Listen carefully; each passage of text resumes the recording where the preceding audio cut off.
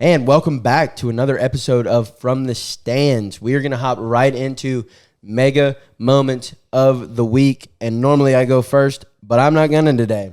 I'm going to let Jack go first. All right. My mega moment of the week is the mill throw. In an absolute thriller in the Iron Bowl, Alabama topples Auburn 27-24.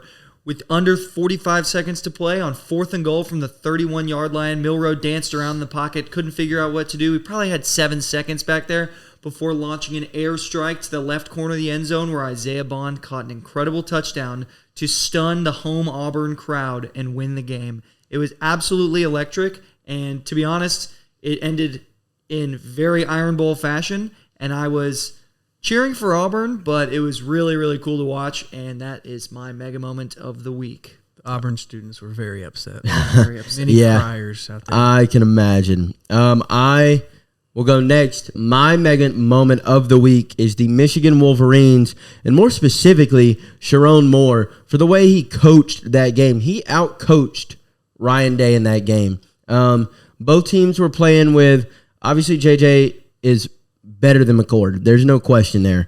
But when it comes to quarterback talent in college football right now, there's a lot of guys that I would place above JJ and even more guys that I would place above Kyle McCord. So I don't think the disparity there is as big as some might think when it comes to coaching, because on Ohio State side of the ball, you've got Maserati Marv, and you didn't have that same talent on the Michigan sideline when it came to wide receivers. Sharon Moore made a couple gutsy calls on 4th downs in that game, converted them all, had a great game plan coming in.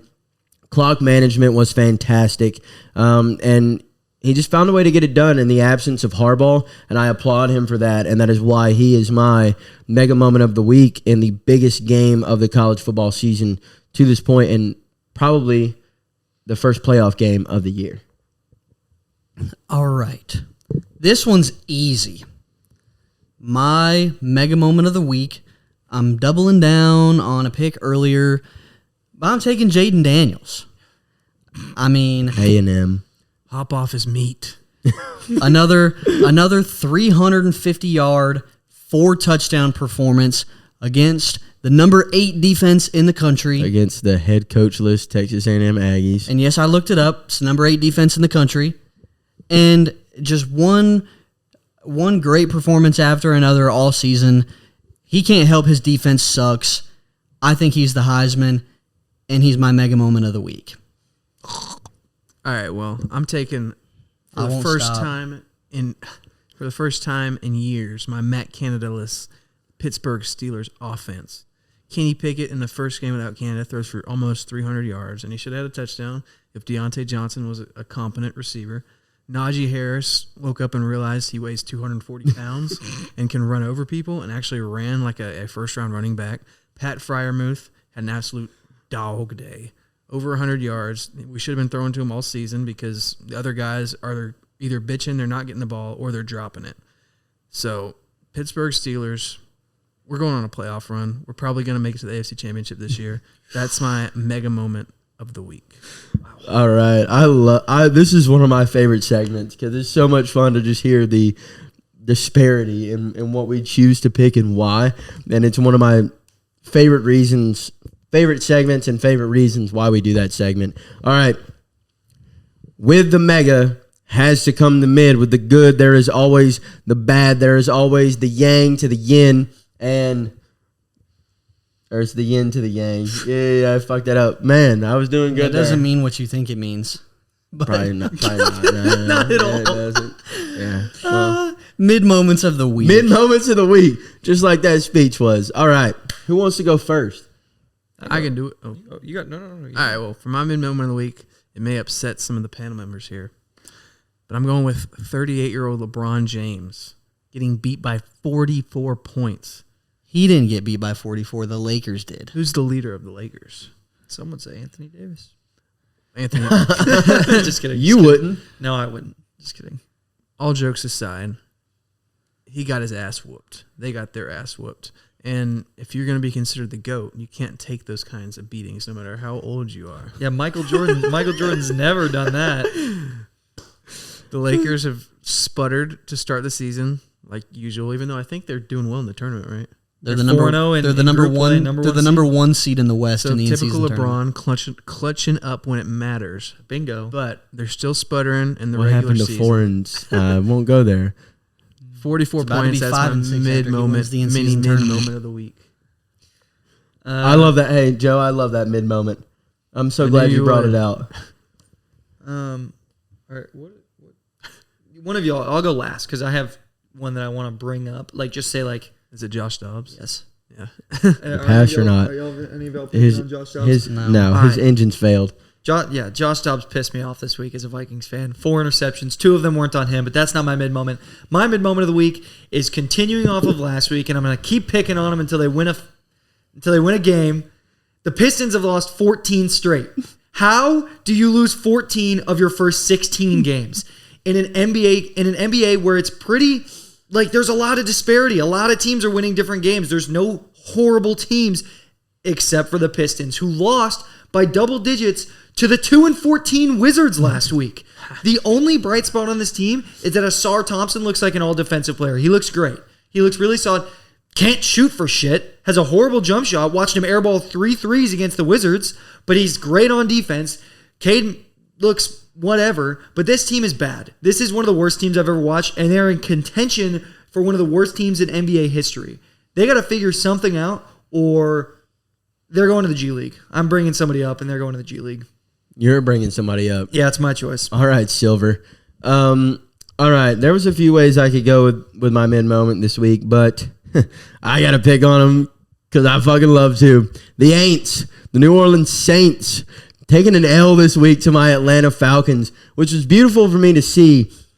But as an avid football watcher, somebody who comes to this and speaks not only my opinion, but has to talk based off of facts. The Saints should be 3 games ahead of anyone in the NFC South. At 5-6, there is no reason that we should be in first place. We've lost some games we should not have. We should not be in first place. The Saints came into that game, albeit without Michael Thomas. Oh, Lord. Boo-hoo. You're without Slant Boy for only the 38th time in the last 44 games. Knew he wasn't going to make it through a full season, but that's a topic for another time. They came in, defense played okay for them. The offense was just absolutely atrocious. Derek Carr's red zone play this year has been some of the worst I have ever laid eyes upon when it comes to quarterbacks. I think he has the lowest touchdown percentage in the league this year at like 44%. Or something like that. His red zone completion percentage is dog shit. And how are they not getting Alvin Kamara the ball in that spot? He's still like running back 7 in fantasy after missing the first 3-4 weeks. But I mean, they're just not scoring. They kicked 5 field goals. They kick a lot of field They kicked 5 field goals.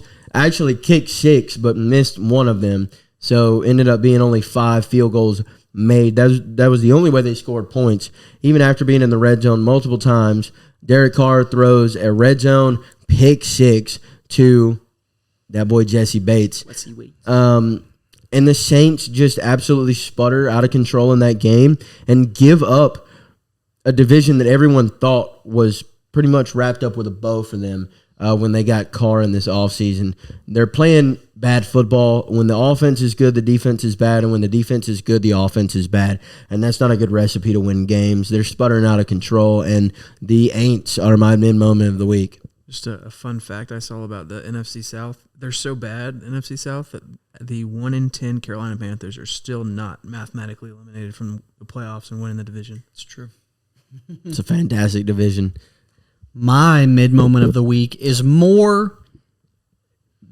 less based on this past week specifically, and it's more like a culmination of a bunch of weeks over the course of the season. I'm taking Bill Belichick. For years, for decades, we were like, this man is God. This man is unstoppable. Who will ever coach better than this man? It wasn't him. It was just Tom Brady. It was just the GOAT on the field, not off the field. Or, I mean, Bill Belichick's still technically on the field, but you know what I mean. Yeah. As soon as Tom Brady leaves, he has a losing record since he went to Tampa. You made the playoffs once with Mac, but this year you're the third worst team in the NFL, only better than the Cardinals and the Bears. The Bears and the The Panthers. Bears. And specifically this past week, you bench Mac for the fourth time this season. You score one touchdown, and you lose to Danny DeVito, Tommy DeVito, Danny DeVito, and the New York Giants. And they only gave up how many points? 10 points? You- They've given up 10 Was points it in 10-7? back-to-back weeks. They've given up only 10 points in back-to-back weeks and lost both games. It's a pretty solid defense. Yeah, it's solid. It's just the Well, offense. that's what Bill's known for is the defense. I have an interesting segue. But Whenever you finish. yeah, I think that's Bill, you're getting exposed. Jump ship while you still can, or else you're just gonna sink with everybody else. That's my mid moment of the week. Beautiful segue into overreaction, underreaction. Do you think after this season, once inevitably Staley gets fired and Belichick leaves, do you think he should continue, or do you think he should pursue the Chargers job? Bill? Belichick? No. Yes. Yes. That is the perfect team for him to coach, I bro. think that'd be like a really solid fit if he were to leave the Patriots. They've the got- Chargers have an opening. They've got the defense. They've got the talent on They've got they the defense. have talent. all the They pieces they need. they've got all the pieces. I think it'd be a really The only thing you'll interesting- probably not have next year as the Chargers is Austin Eckler because you're not going to pay him. yeah. And it's not. I mean, if you got a good offensive line, you can get pretty much any running back, and he'll be It'll serviceable. be solid. And they'll be, Draft a running back in the second round. plug and play. So With Herbert, with Keenan Allen, I think Quentin Johnson with some help could still become a good NFL receiver. You'll get Mike Williams back. You can address that need in the draft if need be. I think that's the equivalent of like the Bucks were to Brady, just the perfect. just perfect spot- fit. Slide right in. And just I'd be the Chargers would be a dangerous team next year. And the opportunity to coach against a guy that some are now considering the greatest coach of our generation twice a year, and Andy Reid. be a cool challenge. Be a pretty Bill would have the opportunity to do what Tom did. You had a ton of success. You won all these Super Bowls. You set records. Okay, Tom leaves because he's like, I'm tired of everybody saying I can only do it with Bill. He leaves. He finds the perfect scenario. He wins, right? Bill's whole world crumbles because you not only lose Tom, but you lost Gronk, and then you lost a few of your running backs, and then you had guys like on the defensive side of the ball getting older, like Gilmore, and you lose a bunch of these guys, right? And now you're in rebuild mode, which is something Bill Belichick hasn't been in over 20 years, right? You don't really know what to do. You don't really know what to do. You know how to coach.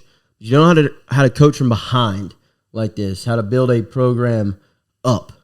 You know how to take a good program and make it a great program, and I think that's what he could do in L.A., and he could finally prove to people, yeah, Tom was a big part of the success, but he wasn't all of it.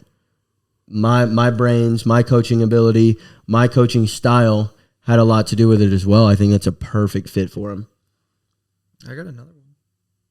Go ahead. What's your next one? All right. Overreaction, underreaction. Should the worst thing in the world happen and Alabama beat Georgia this weekend? Which it will. Should Texas handle their business and beat Oklahoma State? And should Florida State handle their business and beat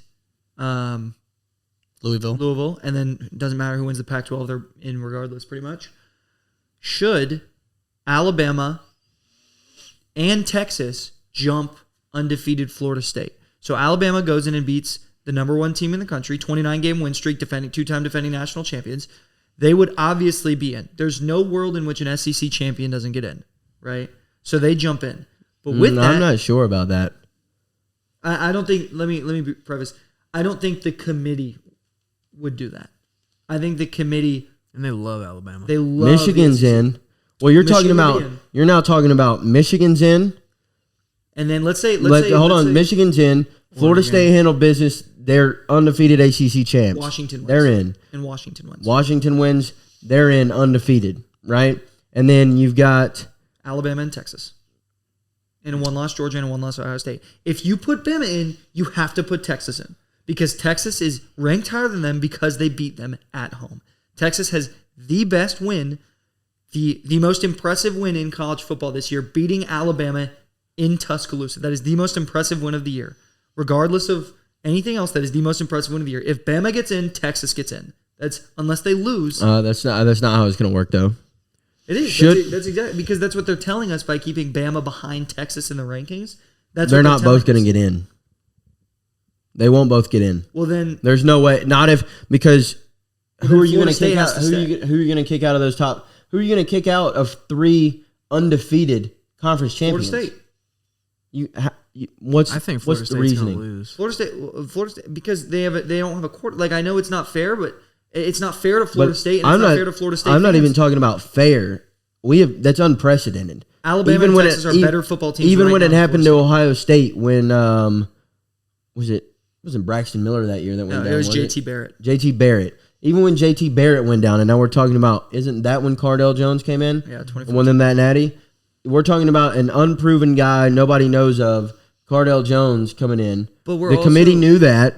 The committee did not remove Ohio State. There would be absolute outrage. You cannot take a 13-0 undefeated ACC champion and go, well, they lost their quarterback, so that automatically means that they are not competitive. We're taking them out, and we're going to put a one-loss team in. So who goes over in? them? So who's the 4 seed? Knowing the way the committee has just sucked them for years, and the fact that they are the SEC champ, which carries a little bit more weight, I think Alabama would end up at 4. I guarantee, with 100% certainty, unless Alabama wins by 15 plus, if they both win their games, Texas will remain above Alabama. I guarantee it. If they both win their games, Texas will remain above Alabama. Unless Alabama wins by 30, then they'll jump them.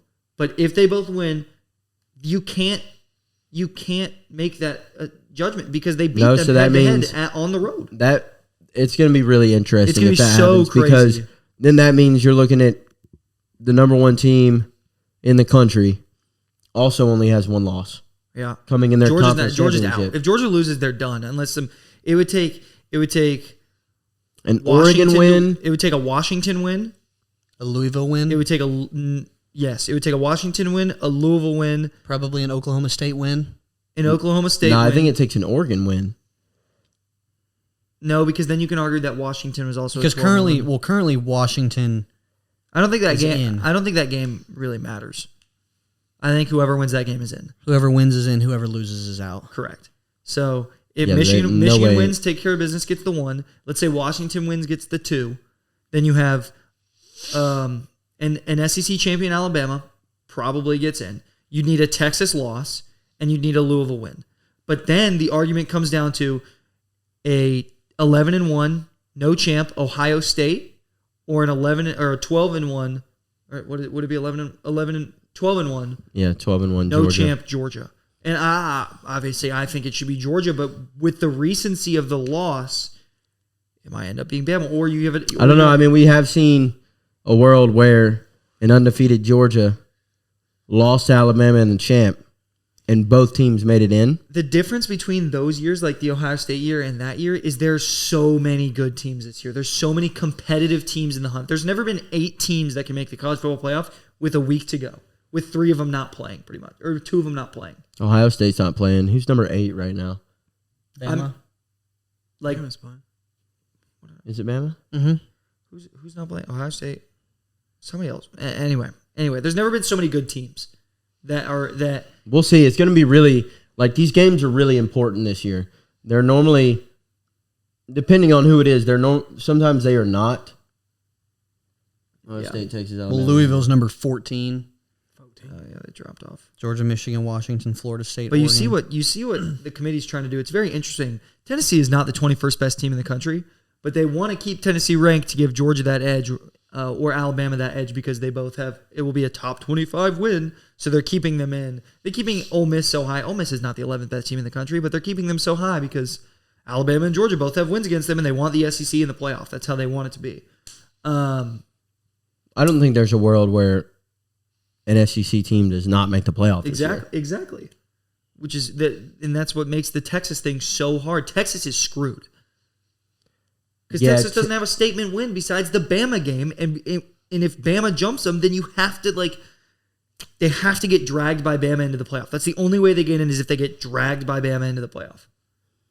I just Texas don't think is it'll a happen. Huge Bama fan. This Well, you year. don't think if I don't think it'll you happen. think if Georgia wins, Yep. Michigan wins, Yep.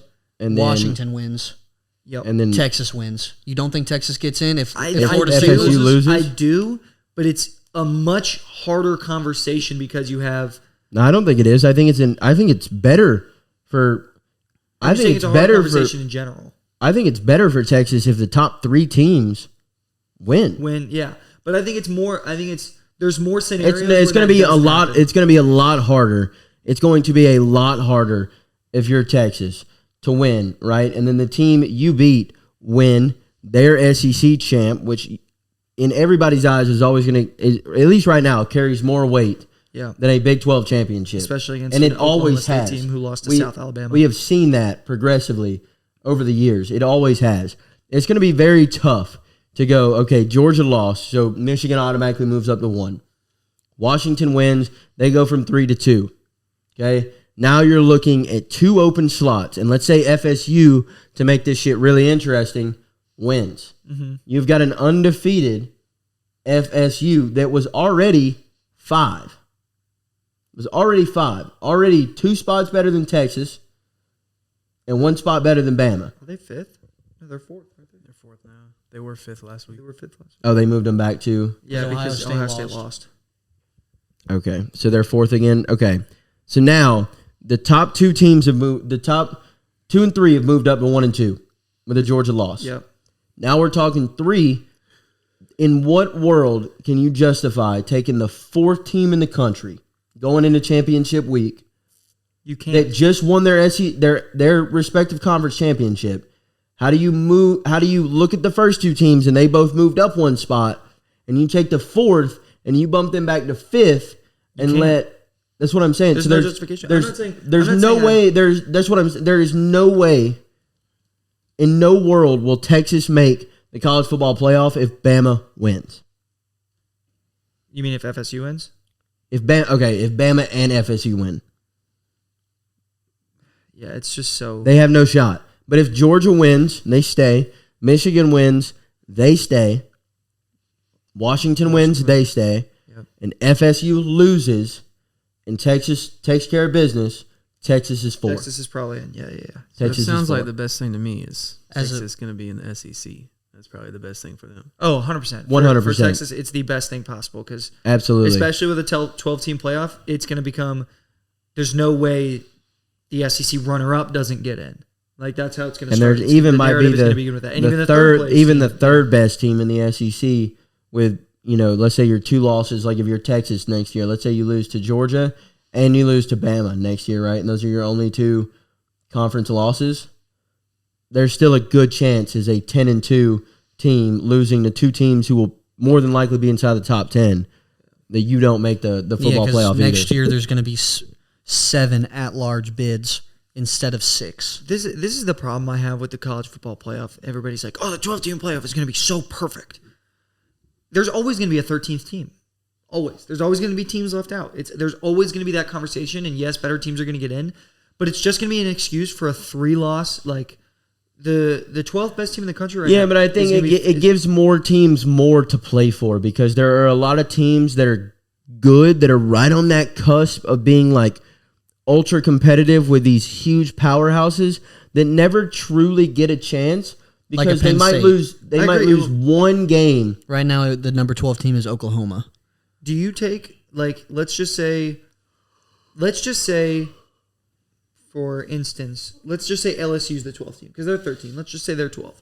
Are you taking LSU right now against who would jump in? Tulane? Yeah. Are you taking LSU against Tulane?